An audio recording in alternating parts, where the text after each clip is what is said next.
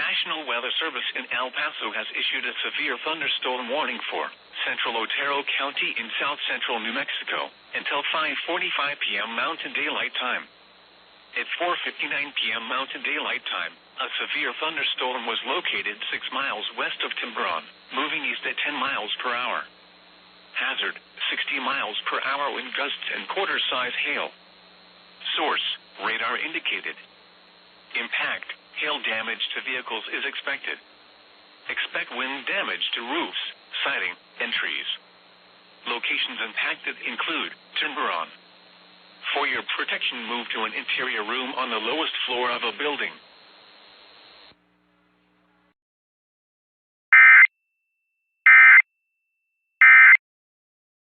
Is the Reverend at the Vernon AME Church.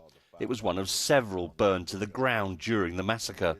The church was rebuilt with parishioners' money as the insurers refused to pay out.